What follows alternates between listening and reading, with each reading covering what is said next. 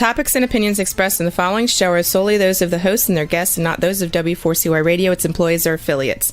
We make no recommendations or endorsements for radio show programs, services, or products mentioned on air or on our web. No liability, explicit or implied, shall be extended to W4CY Radio or its employees or affiliates. Any questions or comments should be directed to those show hosts. Thank you for choosing W4CY Radio. Welcome to the Ask the Expert show on W4CY Radio and Talk4 TV, where we bring you educational information from top local experts in the fields of legal, health, financial, and home improvement. Now sit back and listen to experts in family law, association law, hearing loss, business brokers, home care, along with many other topics. Now here are your hosts, Steve-O and Sophia. Hey, good afternoon, Arizona. Thank you. We have got a jam-packed show for you today. Our first topic, we were just discussing this right before the show, is without a doubt one of the hottest topics in America. It's neuropathy. And we did a show this morning in Dallas, and people were calling in, writing in from all over the state of Texas. I know we have a little bit of a more mature audience, and that might be the reason, but we were able to find one of the top board certified doctors in Arizona, and he specializes in neuropathy. His clinic is the Neuropathy Treatment Center of Arizona. We are so glad to have him on. Good afternoon, Patrick. Good afternoon, Steve. I am so glad that we got you. And, you know, it was really strange. I've been doing this for 13 years. And your last show and the show last month and the show I did this morning, we had more people saying it wasn't long enough. And I didn't even know there was that much information on neuropathy, but it is, and I'm just glad we have you. Tell people about your background and as well as your practice. Well, my background, I'm originally from Montana, that I grew up on a cattle ranch and dryland wheat farm. And it's that farm mentality basically that got me to where I am today, because on a farm, you basically think you're invincible. You can lift anything. And after graduating from college, I became a medical supply salesman, but I still thought I could lift all this stuff and found out I couldn't. Hurt my back, was scheduled for back surgery. And fortunately, I had an uncle that was a chiropractor that gave me some advice finding a chiropractor here locally. And I had phenomenal results. In a 2.5-day period or 3.5-day period of time, I went from being stuck at about a 60-degree angle forward with pain going down both legs into my feet to playing racquetball. And it changed my life. The neuropathy thing is that there's over 200 things that have been identified that can cause it. My mother's, we believe, was from DDT, which was a herbicide pesticide we used a lot back in the 60s and 70s. And we weren't smart enough to take the precautions with it. It killed weeds and bugs. It won't hurt me, but that's wrong. My mom got drenched with it one day. Numbness started in her feet a few weeks later, and it just progressed throughout the years. I was about 12 when it started. By the time that I started chiropractic college in my late 20s, my mom was already fully confined to a wheelchair and in a great deal of pain. When I got out, I started trying to find something to help her. Unfortunately, I never did. Both my parents passed away in 99, but found some things in 2006 that showed some promise. We started treating patients in the office in 2008, and I've learned a lot in the last 16 years. I got to tell you before we start the show that it is amazing the treatments that chiropractors can do now. I mean, if you look back 10, 15, 20 years ago, it is amazing what you all can do.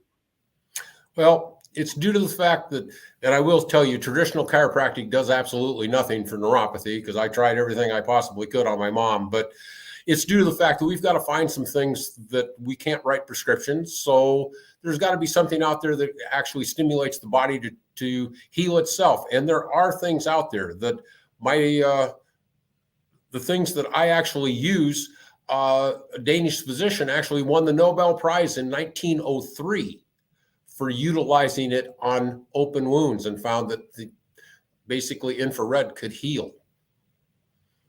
Tell me, there's so many people right now going, what is neuropathy? Well, neuropathy is a disease process, and I call it a secondary disease process.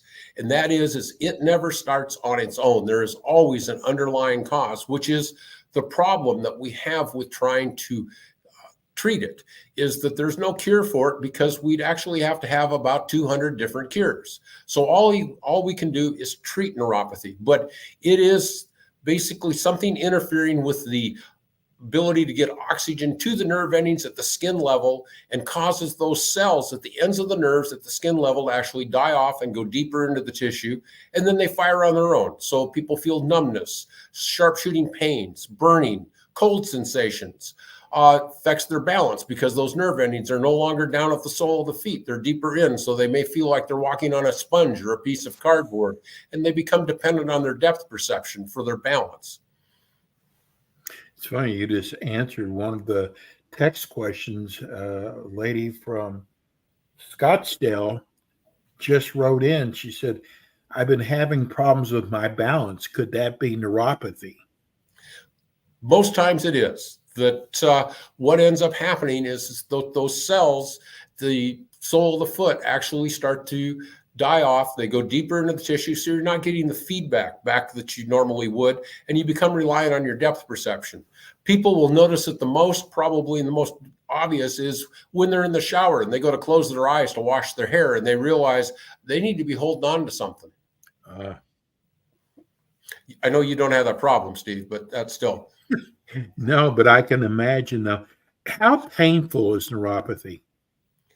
For some individuals, it's extremely painful. That the pain fibers are constantly firing, so that it basically they're in a constant state of pain.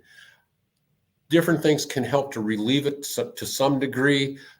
In the early stages, because they still have some normal nerve endings, so they may find that they have less of a problem when they have their shoes and socks on, but it becomes really severe when they take those shoes and socks off at night and interferes with their sleep, because those nerves that are no longer out at the skin level start to fire even more. And so pain levels have been described by a number of my patients as being 10 out of 10. Wow.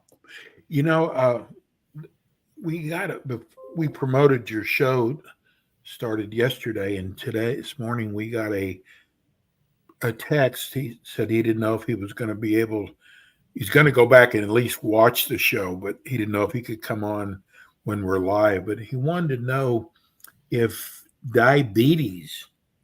he has diabetes, and he wanted to know if that could be caused from neuropathy. Diabetes is the number one cause of neuropathy. And kind of the easiest way to explain why it starts, that when people have high blood sugar, which is what diabetes is, the sugar isn't just floating freely through the bloodstream. It actually attaches to the red blood cell at the same point that oxygen does. And so hemoglobin A1C, which is a common test for diabetes, that number that you actually get from that is actually the percentage of receptor sites taken up with sugar where oxygen should be. And so when that number starts elevating, the oxygen levels are actually decreasing. But diabetes actually only makes up 30% of the people that suffer with neuropathy. That 70% of the time, it is actually from some other cause. I don't want to sound like Debbie Downer, and if your name's Debbie, I apologize, but I want people to understand that if they don't take care of this problem, Patrick, they could end up with an amputation. Isn't that correct? It is more common with people that are suffering from diabetes. Other forms of neuropathy generally are not going to get that severe. But even with that, I'll be quite honest with you, the threat of amputation is used by a lot of my colleagues to try to instill fear that if they don't do their treatment, they're going to lose their toes. Okay. And I don't mean to, but it's not really as big of a problem as you think. There's 25 million people minimum that have neuropathy in the United States. There's 150,000 non-traumatic amputations. So that's basically 0.6 of 1% that are actually at risk of actually having an amputation. So it's not as severe of a threat as possible. But here's what I will tell you. If you're running around with an A1C of 8, 9, 10, 11, your chances of having an amputation are almost 90%. Wow. Patrick, I can just feel as people driving around their car right now or who are watching the podcast, and they're saying, what do I look for to see if I possibly have neuropathy? Well, there's a couple simple things that people can actually do. Neuropathy affects the sensory nerves. And so if you want to know whether or not you've got a loss of sensory nerves, one of the things that you can do is take a hair dryer, put it on a warm setting, not hot, so that we don't risk burning you, because chances are if you've got neuropathy, you're not going to feel the heat. Take it, blow it on the side of your head up here. That when everything is normal, you got the same nerve endings up here that you do in your big toe. So blow it up here so that you know how it should feel. Then blow it on the top of your feet and the top of your toes and see whether or not it feels the same. Hold it for a count of 3 in all those places and see. Most people are going to notice that they may not even feel the heat. They might feel the wind of the hairdryer, and that's it. Another thing they can do is taking a metal handled knife, like from a flatware set, and test for the sensation of cool and just touch it up here. It'll feel cool to the touch. Do the same thing on the top of the instep of the foot and on the top of the toes. See if you feel it the same way. Those nerves are generally the ones that will be affected first. They're the ones that have a tendency that lead you to the sensation of numbness. And then we do a lot more comprehensive tests once people come into the office, but that's an easy way to determine whether or not they might have it. Here's a good one. This is Stacy in Phoenix. She said, I'm listening to your show. A lot of this sounds like my mother. I am going to absolutely set up an appointment to bring her in. She has major swelling in her legs and ankles. Does that have anything to do with neuropathy? It does, because this is the reason that people actually can get their diabetes under control and still end up developing neuropathy 2, 3, 4 years later, is due to the fact that that loss of oxygen not only affects the nerve endings, but it can actually start to affect the capillaries, the microcirculation, where we actually have the exchange of oxygen and nutrients from the bloodstream. A lot of times people will notice that they start to develop spider veins, and this is due to the fact those capillaries are actually breaking down. So the blood, basically the fluid, gets down there, but it can't get back. And so you end up relying on the lymphatic system, which is the secondary way that we return fluids back to the heart and the lungs. And so during the night, if you've got your feet up, that the swelling will start to go down. But as soon as you put your feet down and start walking around again, they swell right back up again because those capillaries have actually broken down. Let's talk about treatment. I mean, everybody's body's different. So do you have to treat everybody different? There are a few different things that we do that, depending on how the severity of where it is, it becomes a lot more involved the longer people wait. And I know that sounds like I'm just trying to get people to come into the office. No, I think it's important. But the thing is that if somebody comes in and has a 40% loss of sensation versus coming in at a 90% loss of sensation, at 40%, we can generally get you back to 100% normal. At 90%, there's still going to be a residual. We're not going to be able to get it, and it's going to be more involved and, unfortunately, more expensive. And so it's just a matter of time. It's something that's kind of frustrating from my vantage point, and I realized that part of this is due to the fact I started treating people with neuropathy when I was 54. So everybody seemed older to me at that time, and now that I'm 70, they're not. But I've had a increase in younger people coming in with neuropathy. In fact, this coming Monday, I have one of the youngest patients I've ever had. He's 25, and he's not diabetic. So there are a number of things out there Yeah. that are starting to cause people to develop neuropathy. And the quicker we can get on it and get it treated, the less likely it's going to affect their lives. Do you do anything with supplements for neuropathy? Well, there are. I mean, I'll be quite honest with you. Yes, because of the fact that we have to do some things to increase the blood flow into the body. One of the major things that we use is supplements to increase a compound in our body called nitric oxide. And there's a number of different supplements out there, and weightlifters are familiar with it because it does increase blood flow into our body. Nitric oxide is a naturally occurring substance in our body, but our production of it starts to decrease around the age of 40. And so by the time that we get to be in our age group in our late 60s, 70s, our nitric oxide levels can be almost depleted. And nitric oxide does help with actual healing. Yes, it dilates blood vessels, but it also helps with the absorption of oxygen and nutrients at the cellular level. And it also helps with neurotransmission. So we test for their nitric oxide levels when they come into the office. We just got a text in. This is another one from Phoenix. They want to know, how long is the treatment and what is your success rate?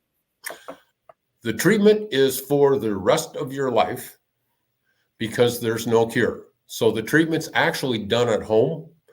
We stopped doing in-office treatments back in 2015 when we did a survey of 200 patients that we treated between 2008 and 2014 and had them all tell me their neuropathy was as bad, if not worse, than it was when they ever came in to see me. And so I was the only one that benefited from them coming in, and that was not what I was trying to do. So the treatment is actually ongoing. There's a healing phase where you do it a lot, and then there's the maintenance phase from that point forward. The reason is that we're not treating the cause. The cause is still there. 30 to 40% of people that have neuropathy have idiopathic neuropathy where we can't even identify the cause. So there's no way to cure it. So the only thing we can do is treat it.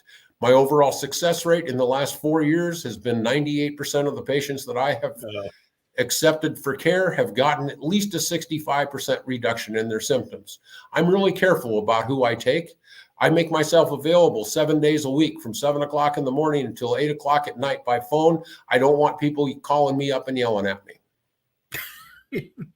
You know, Dr. Stars, one of the reasons I'm so glad that you became one of our experts, your honesty is really, really important. We just got a text from a lady. She didn't name the city. I'm in a small town.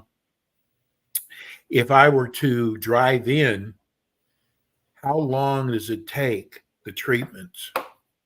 Like I said, the treatments are actually done at home. So the initial evaluation that we do is done at no charge because of the fact that I don't take everybody, and I'm never going to charge somebody to tell them no.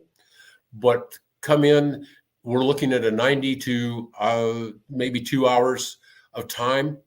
It is one-on-one with me. I don't have a large staff. I have one individual that helps me, and that's it. This is not we're basically doing the best that we possibly can to make sure that what we do will work for you. And if it doesn't, I'm going to tell you that my goal is to help everybody the best way that I can. And sometimes I'm not your answer. What about dietary? Is that having to do with neuropathy? It does. Particularly, if you're diabetic, you need to watch what you're doing from that particular aspect. But what all people with neuropathy are going to be affected if they eat a large amount of carbohydrates.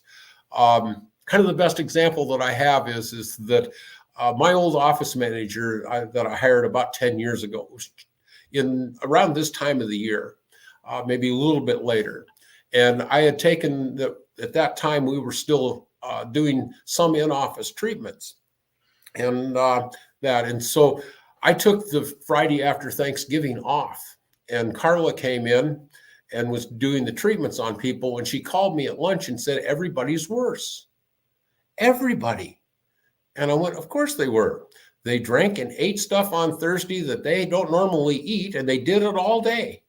And so it irritated the neuropathy. And so, yes, diet does have an effect on pretty much everyone, particularly in the healing stage. As we get farther along and get people's nerves back to normal, it's not going to bother them that much.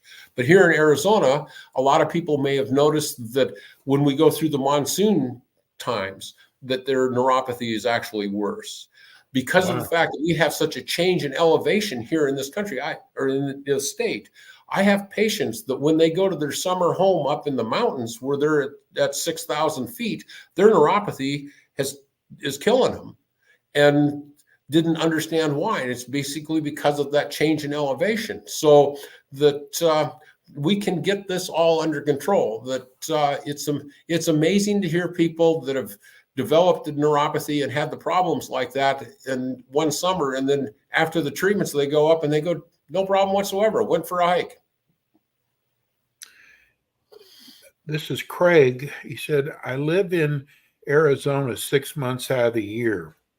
I think I do have neuropathy. Some people have told me that alcohol drinking could cause neuropathy. I am going to call when I get back in town and be your first patient. Well, he won't be his first patient, but does alcohol have anything to do with it? Certainly. Patrick? It's the same thing that ends up happening with diabetes. Alcohol, that when your blood alcohol content goes up, the alcohol attaches to the red blood cell, same place that oxygen would. Actually has a higher affinity for it. And so if prolonged use of alcohol will actually cause a deterioration of those nerve endings. And generally the reason that these things start in the hands and the feet is that you'll use up the oxygen in the more vital areas. And as you get farther away from the heart and the lungs, there just isn't as much there. And so that's the reason that people start to develop it generally in their feet. And then sometimes it'll also start to develop in their hands. Well, I got to tell you, cannot believe there's so much information out there on neuropathy. Tell people, and you know, it's so obvious you love doing this, and I kind of call it giving back. And just tell people why they should come see you. Due to the fact that one thing that I'll promise you is that I'll be straightforward and I'll be honest with you. I do have an effective treatment for neuropathy. If I didn't, there's no way in God's green earth I could have had my clinic open for the last 16 years.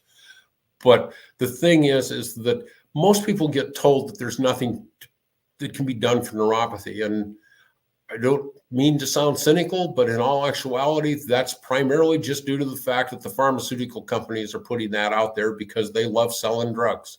And there's a big market. Billions and billions and billions of dollars are sold for pharmaceuticals to treat neuropathy, and they don't do anything to actually stop the actual progression of neuropathy. And it is a progressive disease. It gets worse over time. Wheelchairs are real things that people with neuropathy end up in, and they don't have to. So there's a way to actually get this under control. We have done pre and post biopsies on patients and showed we can increase nerve density by over 400%. So we can actually reverse it, but the real key is sustaining it. And the only way we can sustain it is to actually do a maintenance type of treatment to maintain those things that we've gained. John, Patrick, give everybody your phone number, how they can reach you, as well as your website. Okay, my phone number is 480-556-1358. That phone is answered 7 days a week from 7 a.m. to 8 p.m. Inside of office hours, Elizabeth will be the one that answers it. Outside of office hours, it's me, so don't be surprised. My website is neuropathycurable.com. And you can reach me at Dr. Sartz at azneuropathycenter.com. It's my that's my email address. I am available, and I'll be more than happy to answer any questions. Calling me is not an obligation to come in. I'll be more than happy to answer any questions that you might have at any time about any treatment that you're doing. I don't care whether I want you to come in and see me, but that's not what I'm here. I'm here to basically give you as much help as I possibly can.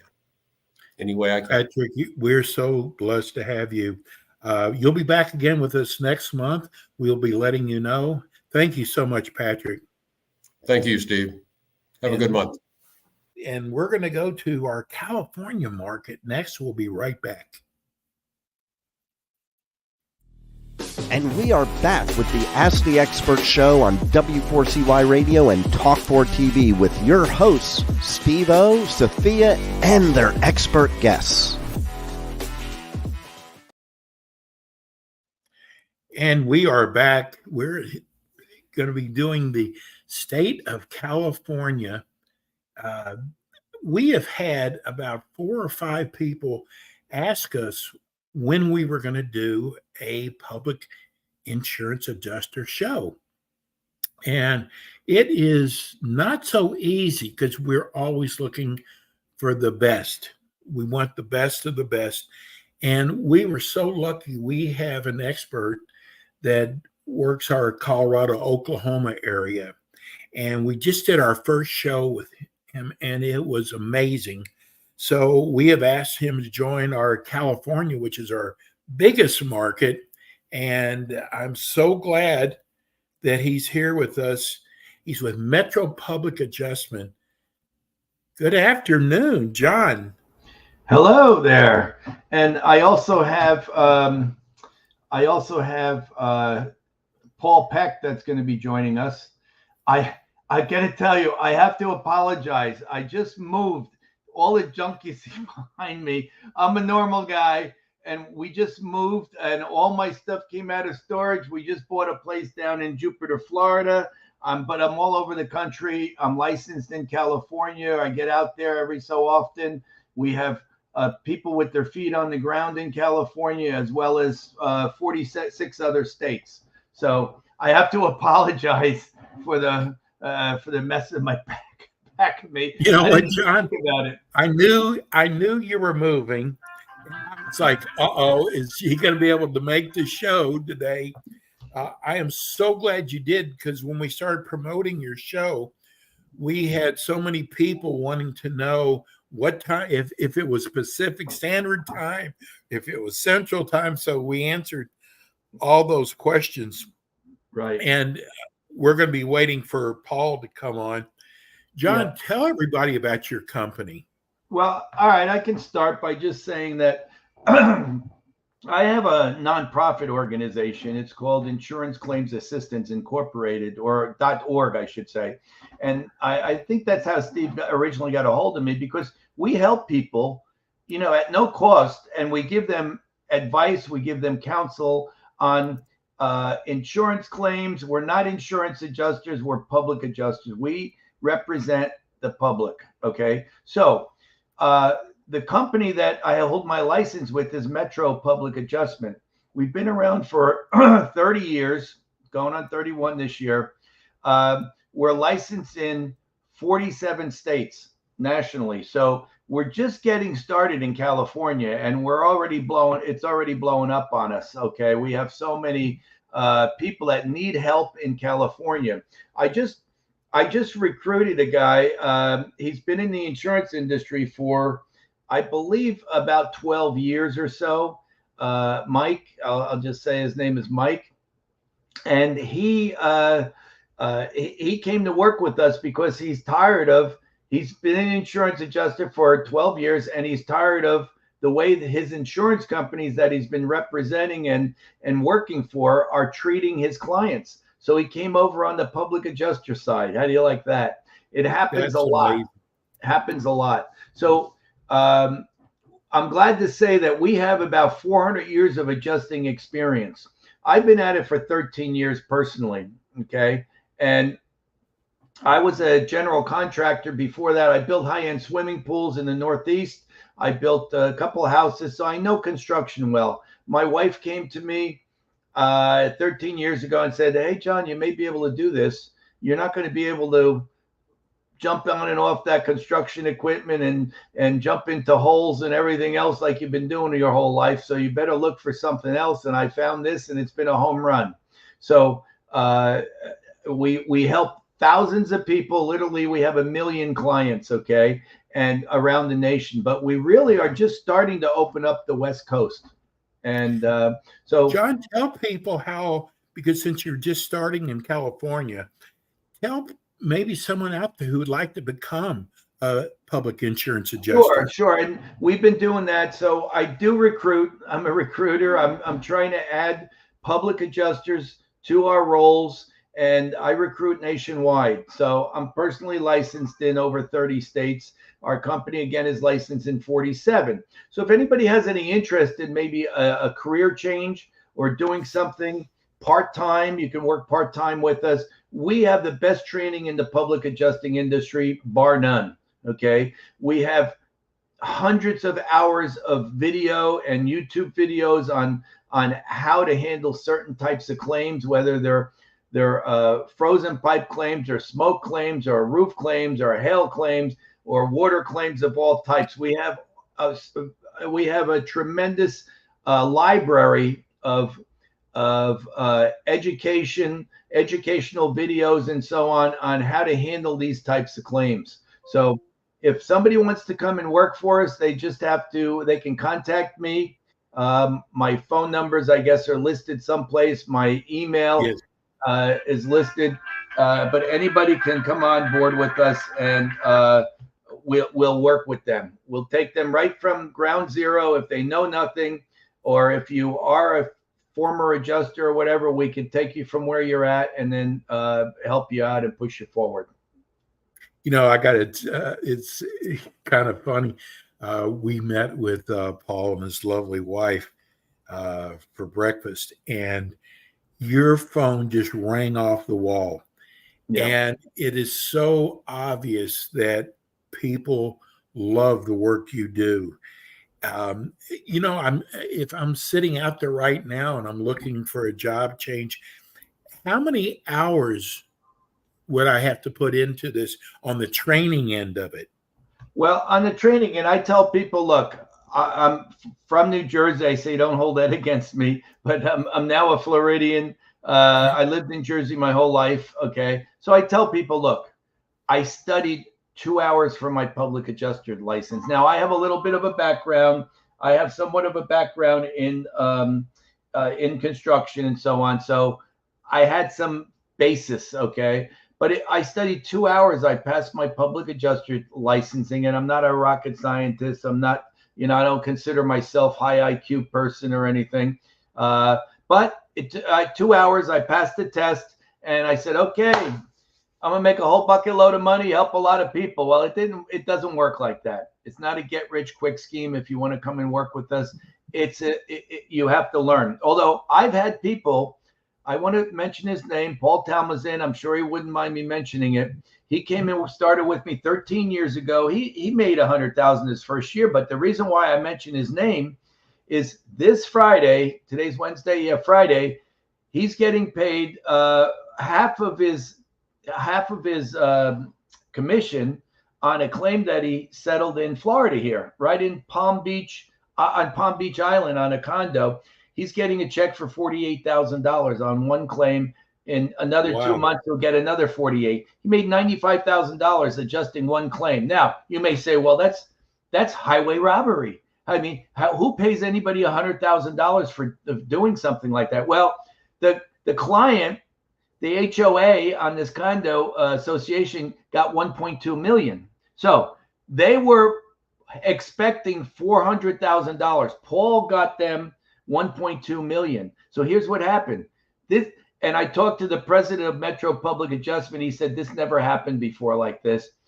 The HOA got together and said, you know what?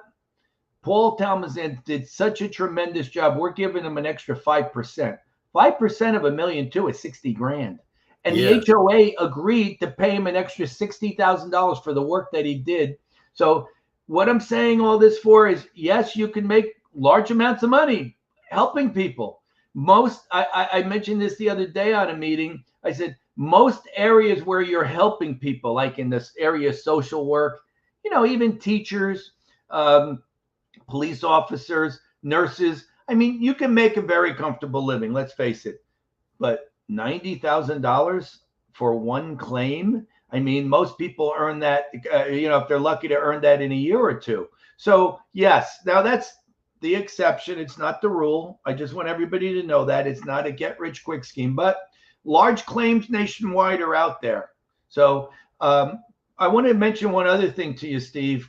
The gentleman that I recruited out in LA, I think he might be in Semi Valley, I'm not sure, but he told me, he said, all the fires that are occurring out there, he said, John, these homes are inundated with smoke damage throughout. Okay. And that same thing happened, I believe it was probably right before COVID. There were major fires in California where people were getting screwed and tattooed royally. And we are out there, we're helping these people. We're able to help these people. We do free inspections. We'll do a free inspection for someone, do smoke tests to see if their home has any smoke damage in it, because smoke in a home can become a carcinogen. And if you are inundated with the smoke damage that has been occurring in Southern California, you need to have somebody get out there. We do a free inspection for you, a free smoke test to see if you have any smoke in your house that should be covered by your insurance company. We just got a text from Rhonda. She wants to know, do you, we think we have mold. Mm-hmm. Does that come under what you do? Sure. Now, mold is can be covered under your policy, but mold is an endorsement in the policy. If you file a claim for mold, you're going to be denied 99% of the time. Wow. Because the mold may be covered, but as an endorsement, it's not one of the 16 perils that is generally covered under an HO3 policy. So you really have to know the policy language. That's why you need a public adjuster sifting through this for you. Okay, we understand policies. We read policies. We know what they are. You have to be an LA attorney to understand some of these policies, and most of those attorneys don't understand them either, because they'll endorse something on the first page and exclude it on a later page. You have to know how to read these policies. But mold can be covered if you have an endorsement for it. Now, the way that kicks in place, triggers mold coverage, you have to know what the cause and origin of the loss is. So if you have a leaky pipe, if you had water come in through your roof, well, that's the cause and origin of the loss. If mold developed after that, you may be able to get the mold taken care of with an endorsement in your policy. So we'd have to look at the policy. What I ask people to do is send me your policy. Send me your policy. We'll review it at no cost. We'll do a presentation for you explaining all the areas of coverages for you, and there's no cost for that. Then we'll do a free inspection for you to see if it may be a covered loss. Let me mention this, Steve. We have thousands of claims that we CWP. We call it close without pay. The name for that acronym is a client with potential. So we protect people not to file frivolous claims. If you file a claim for mold, 99% of the time you're going to be denied. Why? The insurance company is going to write a denial letter and say, if you have mold, it's long-term seepage. And long-term seepage is an exclusion in all policies. So is mold really considered long-term seepage? No, but that's the way they deny claims, okay? So mold, I had one client in Kentucky, and the owner was a paraplegic. So they were denying the claim because they said, this was 6 months ago that it occurred, and there was mold there, and we know that it happened over time. And why didn't he file the claim in a timely fashion? I said, because the owner of the home is a paraplegic. He can't get down underneath the cabinet. And this is a true story. It's amazing that you would think that this happens. Even insurance companies deny it. And I said, look, this claim was for January 6th, 2021. Or I'm sorry, July 2021. And I said, Do you know what the temperature was July 6th, 2021 in Kentucky? Well, it was 92 degrees. So mold will develop under the right conditions. 92 degrees, you have moisture. Guess what? Mold can develop in 24 hours. I said, Wow. So you can't deny a claim based on mold being long-term seepage or long-term wear and tear or whatever, that's the terms they use. And so that particular claim, actually, it was a legitimate claim. It was a good claim. We filed the claim for the client for mold. I mean, we got the mold covered, but we filed a claim for an accidental discharge of water. John, we just got a text. This is interesting. It said, I saw where you were promoting your public insurance adjuster in California. I live there part of the year, and the other part, I live in Louisiana. Right. We just had a hurricane here. It seems like they don't like public adjusters here. Is there any truth to that? That you're absolutely right. And now the Louisiana Bar Association has a strong bar association. They don't want public adjusters in Louisiana typically. Now we can work there, but we don't work on a percentage fee basis. And most public adjusters nationwide just work on a percentage fee basis, kind of like an attorney does. They'll take a percentage. Whereas in Louisiana, that's not the case. They don't allow public adjusters to work on a percentage fee basis.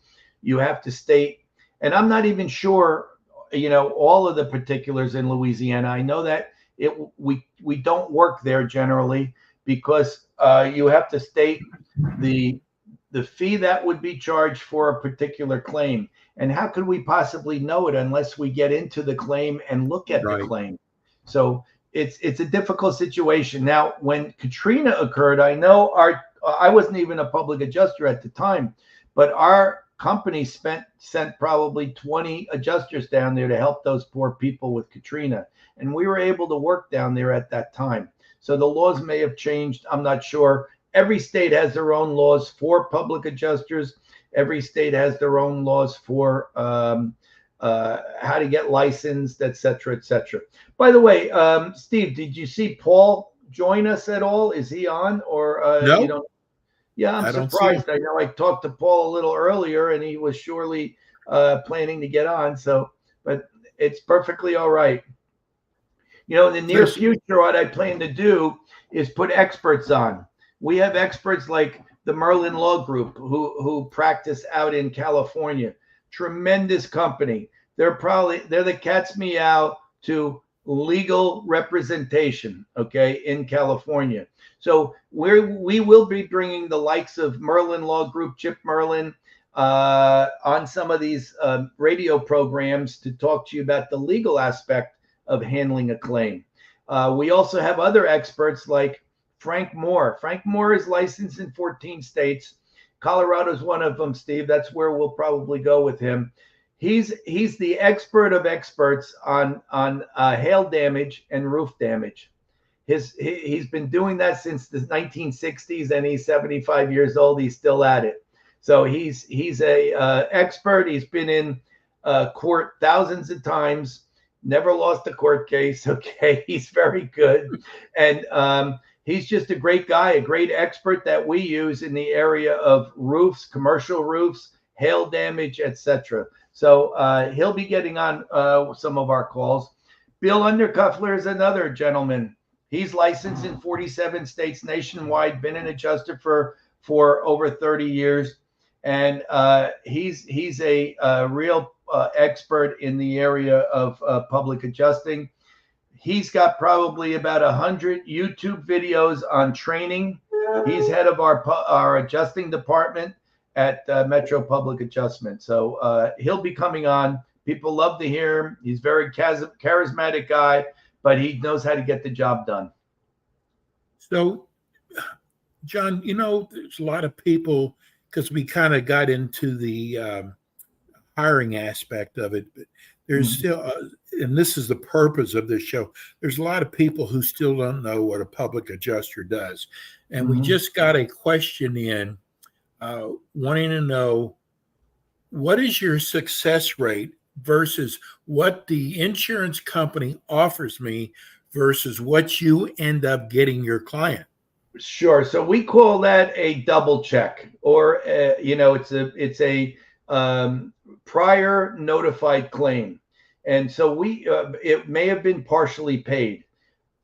We've got I can show you hundreds of claims that we call it a reopen. It's really a prior notified claim where the client got minimized, and their claims. Many times you'll see maybe a deductible of $1,000 or $2,500, and the insurance company pays just a little under that deductible. So there's no money outlay for the insurance company. It happens. I can probably show you hundreds of those. So what we do is we'll come in and we'll re-notify the claim, and then we take over from there. So if somebody got lowballed, if somebody didn't get what they were supposed to get, we will take a look at that claim at no cost. We call it a double check. We'll check it out to see if there's any more meat on the bone, if there's any more money that should be coming to you. But I've got examples of where clients have gotten below their deductible, or maybe just a few $100s, and we've gotten them tens of thousands of dollars. So we will take a look at that claim at no cost. There's no cost up front. We'll take a look at it. We'll review the claim and see if there's something that we can do for that prospective client to be able to, help them so that they're indemnified fully. John, can you reopen a claim? Sure, and that's what we talk about, reopening. Typically, the insurance company will want some reason to reopen it, and we give them all the reasons in the world. We'll give them. We'll explain that once we do our inspection and we discover the damages in that home that have not been properly inspected for by the insurance company, we'll find additional damages, supplemental damages. And what we'll do is we'll write the claim package all over again and reopen that claim.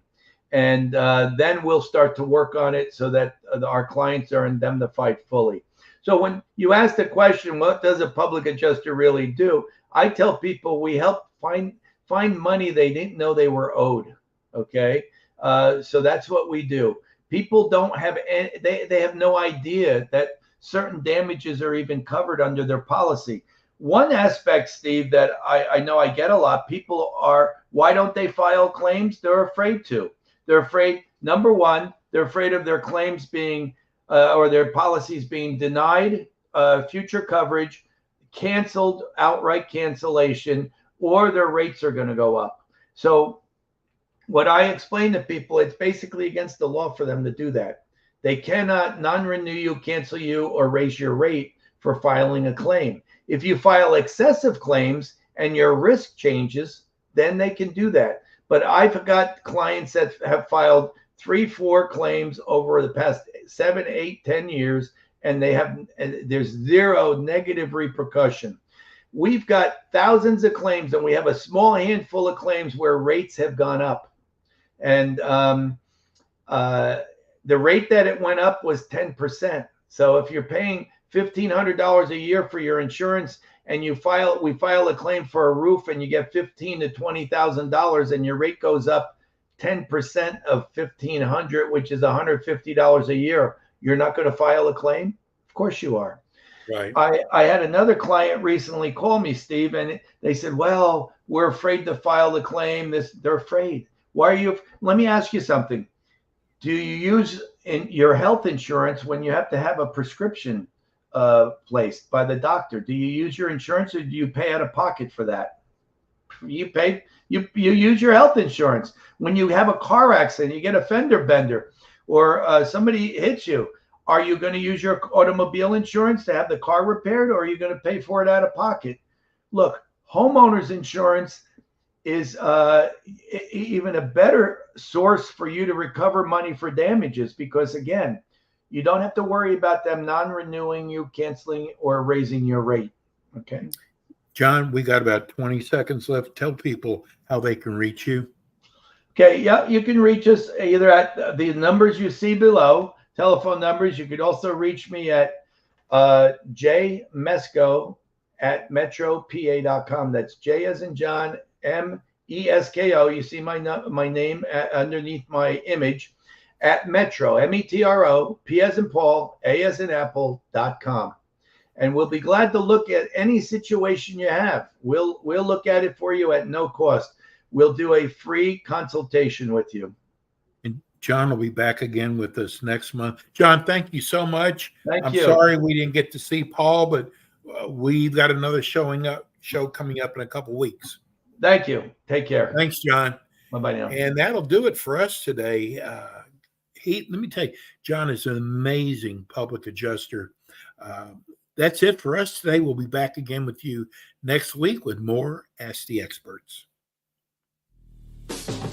Thanks for tuning in today to the Ask the Expert show on W4CY Radio and Talk4 TV. Tune in next week and every week to hear more from our experts on personal injury, insurance, air condition repairs, estate planning, Medicare, and many other topics in the areas of legal, health, financial, and home improvement. See you next week.